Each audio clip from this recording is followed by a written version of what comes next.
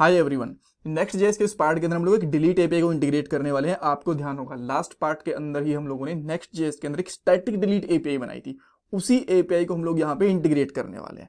और देखो ये हमारी यूजर लिस्ट वाला एक पेज है, इसके अंदर यूजर की लिस्टिंग आ रही है, एक एडिट का बटन भी है सबके सामने, और उसी तरीके से एडिट का लिंक है एक्चुअली, और उसी तरीके से यहाँ पे एक डिलीट का बटन भी रहने वाला है। और जैसे ही उस बटन के ऊपर हम लोग क्लिक करेंगे तो जो डिलीट वाली एपीआई है वो कॉल होगी, और अगर वो सक्सेस रिजल्ट रिटर्न करती है तो हम लोग यहाँ पे एक अलर्ट मैसेज भी दिखाएंगे। ठीक है, और यहाँ पे एक वेरी इंपॉर्टेंट इंटरव्यू क्वेश्चन भी आपको देखने को मिलेगा, जो आपसे बहुत ज़्यादा चांसेस है कि इंटरव्यूज में पूछ लिया जाए और आपको शायद उसका आंसर ना पता हो। और ये हमारी प्लेलिस्ट है जिसके अंदर ऑलरेडी 44 वीडियोस आ चुकी हैं और भी बहुत सारी वीडियोस आएंगी। ये प्लेलिस्ट आपकी डेफिनेटली हेल्प करने वाली है नेक्स्ट जेएस की जॉब के लिए भी और नेक्स्ट जेएस के प्रोजेक्ट के लिए भी। इसका लिंक आपको डिस्क्रिप्शन बॉक्स में मिल जाएगा, प्लीज़ पूरी वीडियो को अच्छे से देखना। अच्छा, अब एक बार पॉइंट्स की बात कर लेते हैं। सबसे पहले हम एक अलग से कंपोनेंट बनाने वाले हैं यूजर को डिलीट करने के लिए। आप बोलोगे यहाँ हम लोग बटन नहीं बनाने वाले, देखो बटन यहाँ पे दिखेगा बट वो एक अलग कंपोनेंट के अंदर रहेगा। अगर आप ये सोच रहे हो कि हमारा ये जो आउटपुट दिख रहा है ना, ये वाला, ये इस वाले पेज से है, तो यहाँ पे हमें नेम दिख रहा है, फिर एडिट, तो डायरेक्टली हम लोग एक यहाँ पे डिलीट का बटन ऐड कर देंगे, वो काम नहीं करेगा। और यही एक इंटरव्यू क्वेश्चन भी है। अब ये इंटरव्यू क्वेश्चन कैसे है मैं आपको दिखाता हूँ। बहुत बार आपसे ये पूछ सकते हैं कि क्या क्लाइंट साइड कंपोनेंट के अंदर असिंक अवेट काम करता है। आप बोलोगे हाँ करता है, हम लोग तो बहुत बार रिएक्ट जेएस के अंदर और एंगुलर में जो सारे क्लाइंट कंपोनेंट होते हैं वहां पे हम लोग करते हैं। बट अगर हमारा एक कंपोनेंट है उसके ऊपर डायरेक्टली असिंक अवेट काम करेगा, जैसे हम लोगों ने कंपोनेंट बना रखा है, पेज बना रखा है, जो मर्जी कर लो, बस है तो ये कंपोनेंट ही ना, तो क्या डायरेक्टली इसके ऊपर असिंक अवेट काम करेगा? आपका आंसर होगा क्लाइंट कंपोनेंट के अंदर ये चीज काम नहीं करेगी, सर्वर कंपोनेंट के अंदर ये चीज काम करेगी। देखो अभी के लिए ये क्या है, हमारे पास एक सर्वर कंपोनेंट है, ठीक है, क्योंकि अगर क्लाइंट कंपोनेंट कैसे बनता है, अगर मैं यहाँ पे ऊपर डिक्लेयर कर दूं क्लाइंट कंपोनेंट तो बनेगा।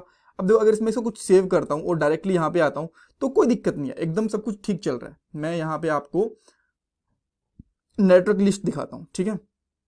यहाँ पे मैं कुछ भी चेंज करूंगा, एक बार के लिए इसको सेव करूंगा और यहाँ पे आएंगे, देखो कोई भी चेंज नहीं है, बिल्कुल सब कुछ ठीक काम कर रहा है। बट अगर मैं इसको यहां पे बना देता हूं क्लाइंट कंपोनेंट, ऊपर से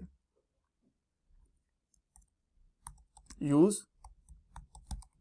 अभी इसका क्या कनेक्शन आपको पता चलेगा, बट जैसे मैंने इसको यहां पे करा, सेव करा ये लिखने के बाद में, ठीक है, और मैं इसमें कुछ भी चेंज करके इसको सेव करता हूं फिर से, और वापस से मैं यहां पे आता हूं तो देखो कितनी सारी रिक्वेस्ट बन रही हैं रैंडमली। तो जो ये आपको बहुत सारी रिक्वेस्ट दिखी, ये हमारी कोड की गलती नहीं है। ये क्या कह रहे हैं, खुद ही नेक्स्ट जेएस वाले बोलते हैं कि नेक्स्ट जेएस अभी जो सर्वर कंपोनेंट होते हैं ना उनके अंदर ही असिंक अवेट को यूज करता है, क्लाइंट कंपोनेंट के अंदर अभी के लिए सपोर्टेड नहीं है, ठीक है। बट अच्छा, अब हमारी इस बात से क्या लेना देना, देखो अगर मैं इसको यहाँ पे क्लाइंट कंपोनेंट नहीं बनाता, डायरेक्टली सर्वर कंपोनेंट है सॉरी गाइस, तो यहाँ पे जो मैं बटन बनाऊंगा ना उसके ऊपर क्लिक इवेंट नहीं दे पाऊंगा। अब देखो एक आपने सिचुएशन देख ली कि मैं इसको क्लाइंट कंपोनेंट नहीं बना सकता। अब दूसरी सिचुएशन देखो, मैं यहाँ पे लिखता हूँ डिलीट, ठीक है, इसको मैं स्पैन के अंदर लेता हूँ, let me take it in the span, span बनाया मैंने, इसके अंदर रखा, और यहाँ पे अगर मैं आउटपुट में चेक करूँ तो डिलीट बटन दिख भी गया। और अब मैं यहाँ पे क्लिक करता हूँ ऑन क्लिक वाला एक इवेंट, ऑन क्लिक पे कुछ भी लिख दूंगा, लेट से मैं एक डायरेक्टली अलर्ट कॉल कर रहा हूं, ऐसे करके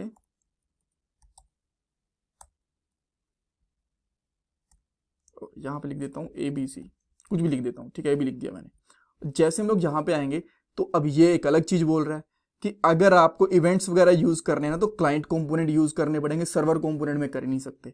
तो देखो या तो हमें इसको ये क्लिक इवेंट नहीं लगा सकते हम लोग यहाँ पे, या तो ये कर सकते हैं, अगर क्लिक इवेंट लगाना है तो हम लोगों को यहाँ पे इसको क्लाइंट कंपोनेंट बनाना पड़ेगा।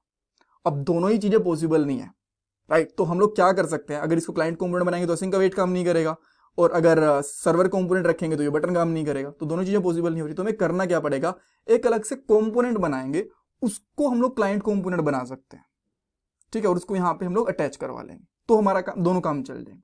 अब कैसे हम लोग देखते हैं, क्या करना है हमें। सबसे पहले कंपोनेंट बनाए, कंपोनेंट कहीं भी बना सकते हो जहां भी आपको ठीक लगे। मेरे पास यहाँ पे LIB नाम से एक फोल्डर बना हुआ है, इसके अंदर ही मैं यहाँ पे एक और कंपोनेंट बना लेता हूँ, डिलीट user.js। अच्छा, एक चीज आप पूछ सकते हो कि इसके अंदर इंटरव्यू क्वेश्चन क्या था। इंटरव्यू क्वेश्चन इसके अंदर अगेन यही बनता है, आपसे पूछ सकते हैं कि क्या हम लोग क्लाइंट कंपोनेंट के ऊपर डायरेक्टली असिंक अवेट लगा सकते हैं। आप बोलोगे नहीं, सेकंड क्वेश्चन पूछ सकते हैं, क्या हम लोग सर्वर कंपोनेंट के अंदर डायरेक्टली इवेंट्स यूज कर सकते हैं? आप बोलोगे नहीं। तो इन दोनों को कैसे यूज करोगे? आप बोलोगे कि अगर आपको ना एक सर्वर कंपोनेंट के अंदर कभी भी इवेंट यूज करना है तो उसका एक अलग से चाइल्ड कंपोनेंट बनाओ, उसके अंदर आप इवेंट्स यूज कर पाओगे, ठीक है, उसको क्लाइंट बना देना। बट अगर डायरेक्टली आपका यहाँ पे असिंक अवेट है तो आप उसके अंदर इवेंट्स नहीं यूज कर पाओगे और ना ही उसको क्लाइंट कंपोनेंट बना पाओगे। कूल। तो अब हम लोग क्या करते हैं, यहाँ पे कर देता हूं एक्सपोर्ट डिफॉल्ट फंक्शन रख देता हूं, डिलीट यूजर, इसके अंदर हम लोग कुछ रिटर्न कर देते हैं, ठीक है। और रिटर्न करेंगे तो बहुत ज़्यादा कुछ रिटर्न करने की जरूरत नहीं है, जस्ट एक बटन ही कर सकते हैं, वो हमारे लिए काफ़ी रहेगा। और यहाँ पे कर देता हूँ डिलीट, ठीक है। अब इस बटन को मैं यहाँ पे एक्सपोर्ट कर सकता हूँ, तो मैं सिंपली यहाँ पे लिखूंगा डिलीट यूजर, ये अपने आप ऊपर से इंपोर्ट हो गया और इसको मैं यहाँ पे सेल्फ क्लोज कर दूंगा। अब मैं यहाँ पे आता हूँ, परफेक्टली काम कर रहा है। अब इसके अंदर आके ना मैं अगर यहाँ पे लिख दूंगा यूज क्लाइंट तो कोई दिक्कत नहीं है। देखो तो यहाँ पे बहुत ज्यादा जो हमें पहले राउट्स मिल रहे थे ना, मैं सेव करता हूँ तो बहुत ज्यादा राउट्स यहाँ पे आपको नहीं दिख रहे, परफेक्टली सब कुछ काम कर रहे हैं, ग्रेट। तो अब हम लोगों को क्या करना पड़ेगा, यहाँ पे डिलीट वाली एपीआई कॉल करनी पड़ेगी। बट डिलीट वाली एपीआई कॉल करने के लिए हमें जो भी हम लोग यहाँ पे यूजर डिलीट कर रहे हैं उसकी आईडी चाहिए, तो यहाँ पे आईडी पास करनी पड़ेगी। तो सिंपली यहाँ पे लिखो ID equal to item dot ID, और यहाँ पे आपको क्या मिल जाएंगे, प्रॉप्स। प्रॉप से आप कॉन्स्ट ले लो, एक const user ID equal to props dot ID, ठीक है। तो अब एक बार के लिए अगर चेक भी करना चाहो कि हमारे पास यहाँ पे आईडी मिल रही है कि नहीं मिल रही है, तो आप यूजर आईडी को यहाँ पे इस तरीके से कर सकते हो और यहाँ पे चेक भी कर सकते हो। देखो यहाँ पे आईडी वगैरह परफेक्टली मिल गई, ग्रेट। अब हम लोग यहाँ पे एक एपीआई को कॉल कर सकते हैं, बट उसके लिए मैं यहाँ पे क्लिक इवेंट भी बनाना पड़ेगा। तो मैं यहाँ पे करता हूँ ऑन क्लिक डिलीट यूजर नाम से एक फंक्शन बना लेता हूँ, ठीक है। और मेरे हिसाब से काम करना चाहिए, बिकॉज वैसे तो मैंने सेम ही इस कंपोनेंट का नाम भी रख दिया, बट स्टिल काम करना चाहिए। कॉन्स्ट डिलीट यूजर और इसको इक्वल टू लगा के यहाँ पे इसके अंदर हमारा कोड लिखेंगे हम लोग, ठीक है। तो अगेन यहाँ पे एपीआई कॉल होगी तो हम लोग इसको कौन सा फंक्शन बनाएंगे, असिंक फंक्शन बना देंगे। तो मैं यहाँ पे लिख देता हूँ असिंक। असिंक बनाने के बाद में हम लोग यहाँ पे लेंगे let result equal to await fetch, और यहाँ पे पोस्टमैन से जो हम लोगों ने लास्ट वाली एपीआई के अंदर पोस्टमैन से टेस्ट करा था ना, यहाँ से यूआरएल ले लो, ठीक है।